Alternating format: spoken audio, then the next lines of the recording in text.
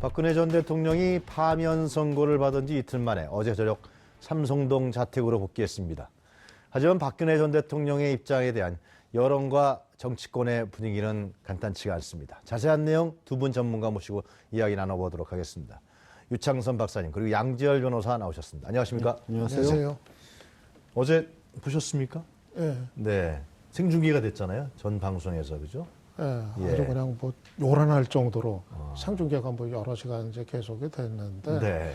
어제 또 생중계 보면서 또 스트레스 쌓인 분들이 또 많았던 것 같아요. 뭐 탄핵 결정 나서 이제는 좀 이제 끝났구나 이제 했는데 어제 그 사저 앞에서 또 이제 메시지 뭐 이제 민경욱 의원이 네. 이제 대독하지 않았습니까? 네.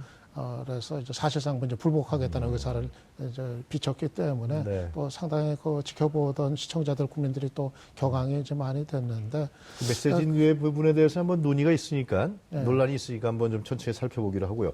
그 양지열 변호사님, 그 원래는 지금 언제 그 청와대 관저에서 나오겠다는 얘기가 없었잖아요. 네, 그렇죠. 근데 어제 불쑥 결정을 했단 말이죠. 왜 그런 건가요? 글쎄요. 아무래도 네. 뭐 오전에 나온다 그랬다가 6시쯤 네. 나온다고 언론에 6시 반쯤 했다가 시간이 늦춰졌는데 네. 여러 가지 사정들이 있겠죠. 급격하게 나빠지는 여론이 가장 큰 원인이었다고 저는 생각을 하고요. 네. 이제 평일 같은 경우에는 교통의 통제 이런 것들이 사실상 어렵지 않습니까? 빠르게 이동하는 것 자체가 불가능한 상황이기 때문에 또 일요일 저녁을 선택했던 이유도 있을 것 같고 네. 뭐 처음에는 집수리해야 한다고 해서 상당히 시간이 오래 걸릴 줄 글쎄 알았거든요. 말이에요. 저도. 네. 근데 그쪽에 저는 또 이제 그 여태까지 남아있는 강경 네. 지지하는 사람들과의 움직임과도 저는 연관관계가 있다라고 생각을 하는 게 청와대에 있으면서 그런 목소리를 내는 것보다는 한 번쯤 지지자들 앞에 모습을 나타내고 거기에 네. 어떤 강경한 호소를 하는 그런 모습도 보여줄 필요가 있었고 그걸 하기에는 사실 어제 저녁이 굉장히 적기였던 것 같다는 생각도 듭니다.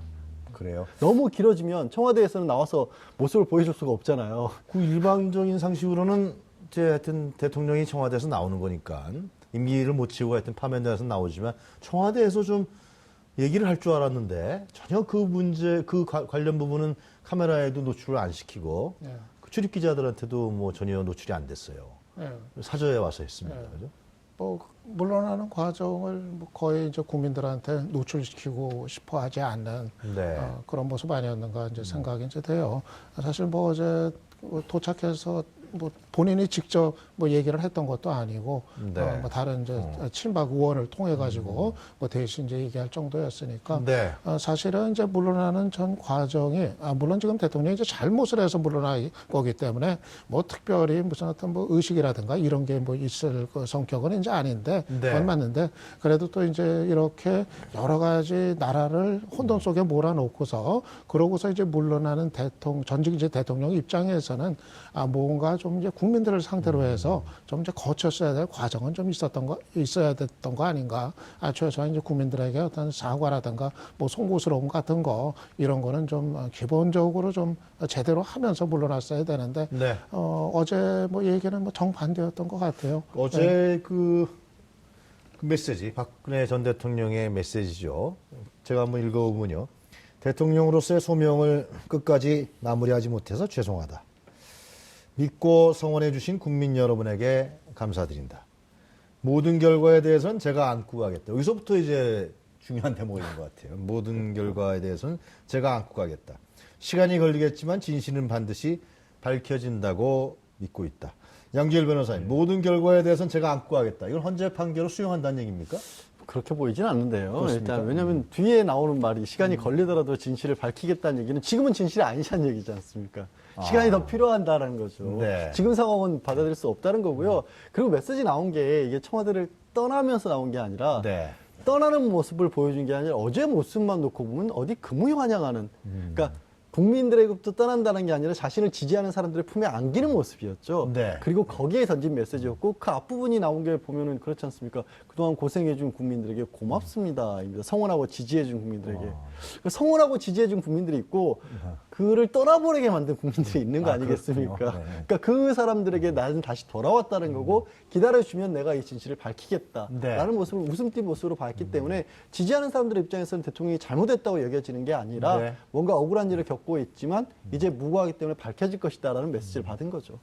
유 박사님, 시간이 걸리겠지만 진실은 반드시 밝혀진다고 믿고 있다. 이건 어떻게 해석해야 됩니까? 네, 글쎄 앞으로 그러면은 시간이 걸리더라도 어떻게 진실을 밝히겠다는 건가?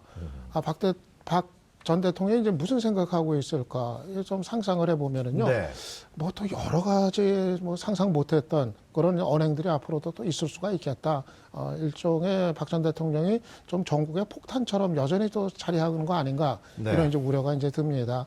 기본적으로 이제 어떻게 해석하기에 따라서는 불복투쟁이라도 이제 벌이겠다. 좀 그런 분위기가 이제 느껴지거든요. 네. 지금은 아직 그 좀 정신적인 이제 충격 때문에 뭐 그런 얘기까지는 뭐 나오질 않고 있습니다만은 좀 어느 정도 이제 진정이 되고 난다면은 예를 들면은 이제 뭐 검찰이 뭐 조사 받으라 하더라도 네. 뭐 끝내 그거를 이제 거부를 하는 수도 있을 수도 있겠고요. 네. 뭐 검찰이 와도 그냥 그야말로 뭐 문 안 열어주고 아예 그냥 거기에 이제 뭐 맞서는 모습을 보일 수도 있겠고 뭐 나중에 혹시 모르겠어요. 또 뭐 생각이 들면은 밖에 무슨 집회 같은 데라도 이제 나가가지고 네. 또 태극기 들고서 또 그 자기 지지층을 또 이렇게 선동하는 이런 이제 모습이 또 있을 수도 있을 거고 그리고 또 지금 뭐 탄기국인가요? 그쪽에서는 또 아예 당을 만든다고 그래요. 네. 그러면 이제 그 당과의 어떤 뭐 관계라든가 뭐 여러 가지 그 경우의 수들이 뭐 배제할 수 없는 거로 지금 이제 판단이 되는데 아무튼 이제는 좀 사실 그래요. 나라가 좀 그동안에 혼돈을 좀 이제 매듭을 짓고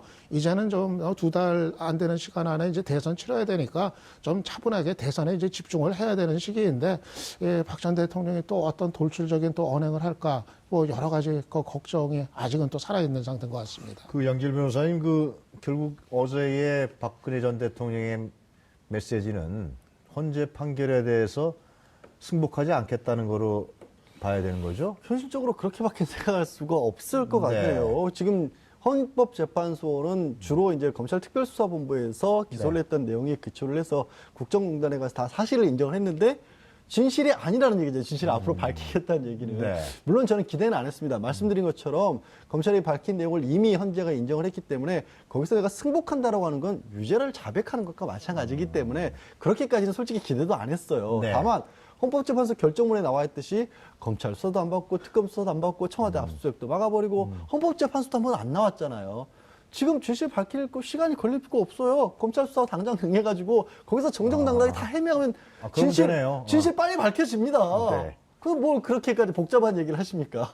아니 근데 이제 그 야권에서 지금 야당이죠. 야당이라고 하면 안 되나요? 이제는 야당이 없어졌죠. 없어요. 다 야당이죠. 네, 다 야당입니다. 여당이 없는 거죠. 민주당하고 국민의당 또 정의당에서는 강력 반발하면서 특히 민주당 같은 경우 국기문란이라고 그랬습니다.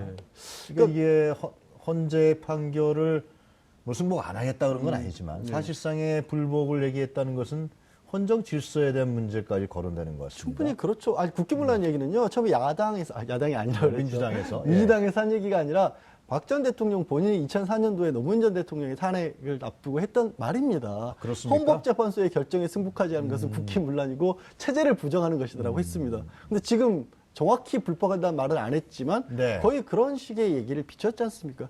그러니까 헌재 결정문에 헌법소의 의제를 도저히 찾을 수가 없다는 얘기가 나오죠. 굉장히 치욕스러운 문장 아니겠습니까? 대통령인데 헌법소의 의제를 찾을 수가 없다.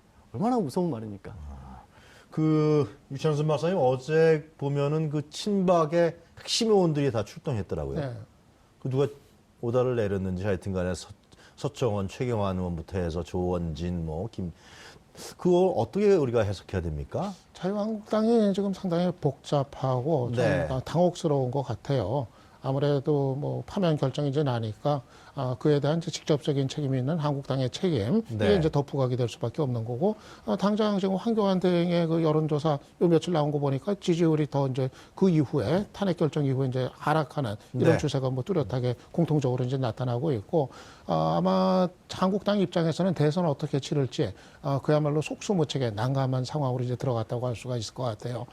그런데 이제 소속 의원 일부는 아예 어제도 박 전 대통령 이제 오는데 사저 앞에까지 이제 가가지고 글쎄 말이에요. 같이 또 이제 인사 나누고 이제 그랬잖아요. 그러니까 이게 막 엇갈리고 있는 거예요. 당 차원에서는 오늘도 그 정우택 원내대표 얘기는 네. 당에서는 탄핵 결정 수용한다. 이게 공식 입장이라는 걸 또 이제 재확인을 이제 시켰는데 네. 하지만 또 의원들이 친박 그 강성 의원들은 또 여전히 지금 박 전 대통령하고 행보를 지금 이제 같이 하고 있단 말이에요. 그런데 이게 대선 생각하는 한국당이면은 네. 도저히 이게 안 돼요. 뭐 아무리 박 전 대통령 지지하는 층이 있다 하더라도 한 5%, 10% 네. 그 정도에 불과하거든요. 그거 가지고 대선 못 치르잖아요. 네. 어떻게든 한국당은 대선 치르려면은 박 전 대통령을 털어내고서 매듭을 짓고 그다음 대선으로 가야 되는데 이게 지금 내부적으로도 안 되고 있는 거죠. 그러니까 박 전 대통령이 앞으로도 계속 돌출적인 언행 혹시라도 하면은 한국당은 점점 대선 치르기가 어려운 상황으로 계속 가는 거죠. 그럼 한국당 어떻게 해야 됩니까? 후보가 없어요. 이제는. 아니 홍준표 지사도 있고 황교안 대행도 있잖아요. 출마 선언한 주자들은 지금 저는 세다가 요즘은 아예 세는 거 이제 포기를 했는데 이인재 전 의원 10명이 넘어요. 지금. 11명 정도 됐어요. 그렇습니까? 네, 10명이 넘는데 문제는 네. 지지율이 1% 넘는 주자가 그야말로 한 손에 이제 꼽을 정도. 네.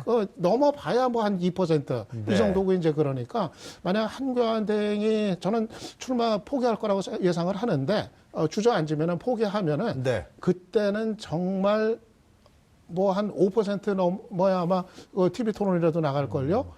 TV 토론에도 나갈 수 있는 후보가 그렇군요. 사실상 어려워질 수도 있겠다 또 생각이 듭니다. 그렇군요. 자, 그 양질 변호사님 이제 그 검찰 수사가 상당히 궁금해집니다. 어떻게 될 것 같습니까? 일단 검찰에서는 이제 법적인 측면만 놓고 본다면 네. 수사를 빨리 할 수밖에 없는 위치에 놓여 있어요. 왜냐하면 다른 것보다도 오늘 최순실 씨에 대해서 뇌물죄 관련 형사재판 준비기일이 처음 열립니다. 이재용 부회장도 기소가 됐죠.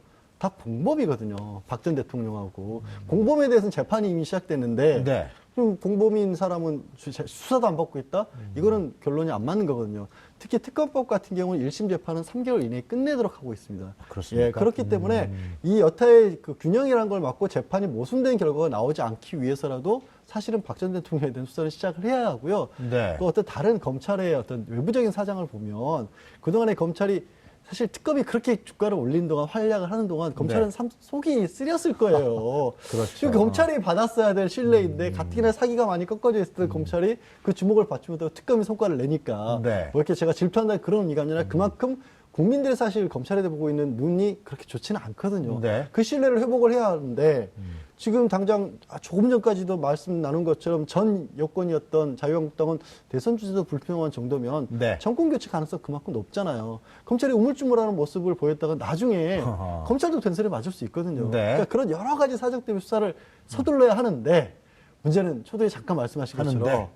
이게 박 전 대통령 사저의 주변에 모여 있는 사람들이 그걸 용인을 할까, 혹은 박 전 대통령이 순순히 그 검찰에 협조적으로 나올까, 그게 좀 걱정스럽긴 해요. 그거는 별도의 문제 아닙니까? 아니, 완전히 다른 얘기긴 합니다만 네. 지금 집회 시위를 4개월이나 신고를 해놨다고 합니다. 사저 주변으로. 그래요? 앞으로 4개월 동안.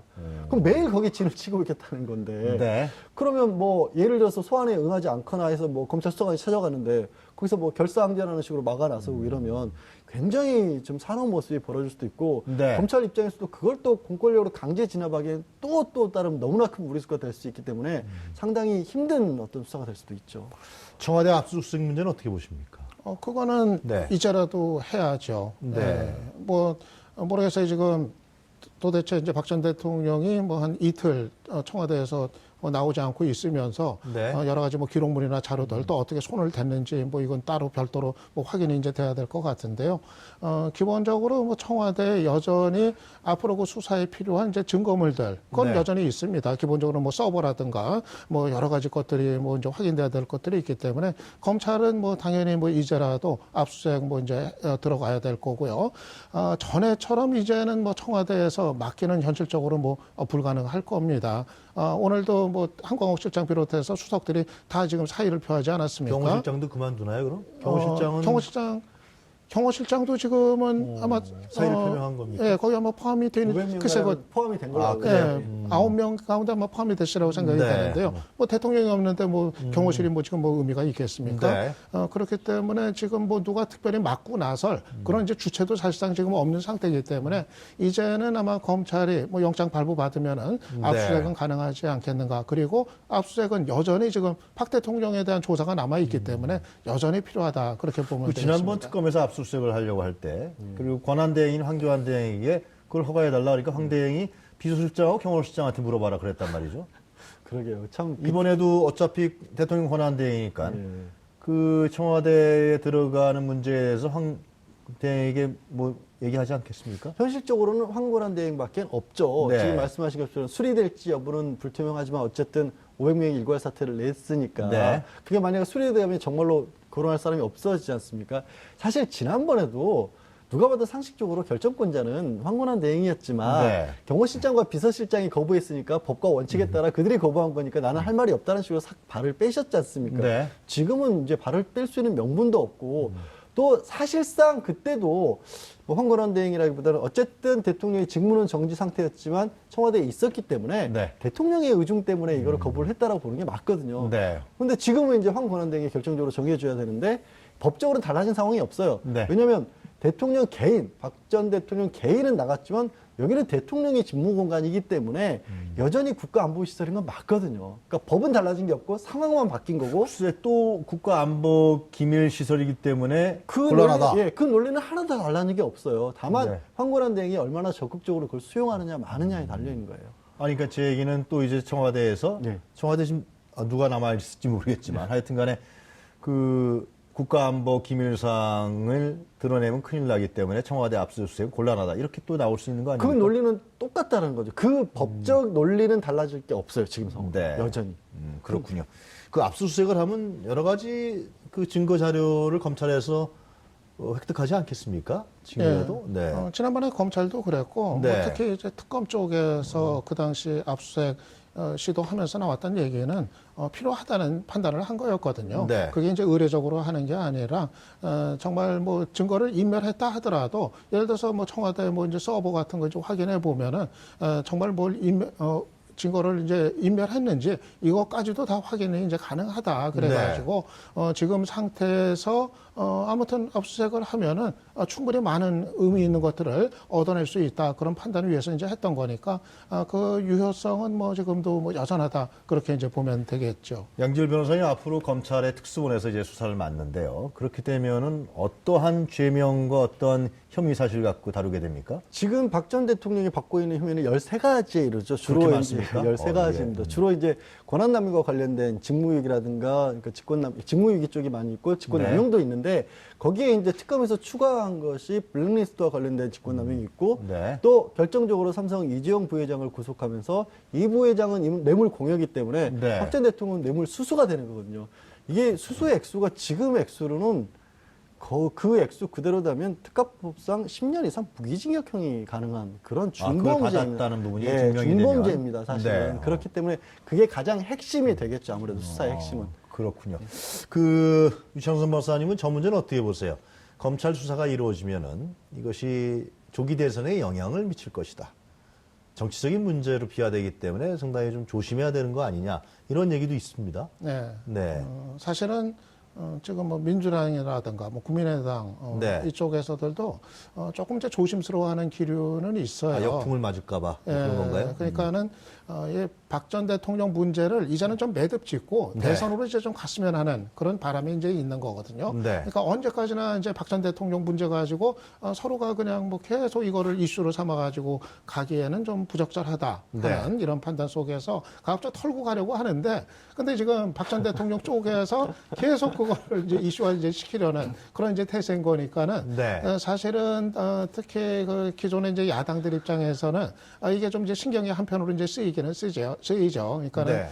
이제 혹여라도 그런 과정에서 이 보수층 박 전 대통령 지지층을 또 결집을 시키는 뭐가 또 있지는 않을까. 이게 그러다 보면 대선 이 분위기가 또 이제 엉망진창이 되거나 좀 이상한 쪽으로 가지 않을까. 이런 이제 조심스러움이 있는데 하지만 저는 이제 큰 흐름으로 봐서는 네. 이번 대선에 이렇게 큰 영향은 없을 거다. 이렇게 봅니다.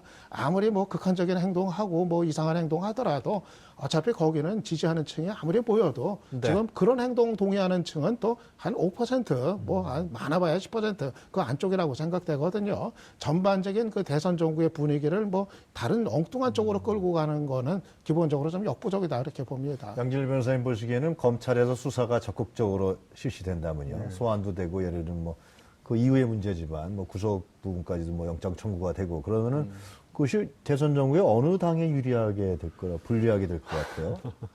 글쎄, 이제 네. 저도 영향이 없기를 바라고요. 당연히 그렇게 네. 해야 되고, 대선 전국에 영향을 안 끼치기 위해서라도 사실 수사가 빨리 진행이 돼서 그렇겠죠. 마무리를 돼야죠.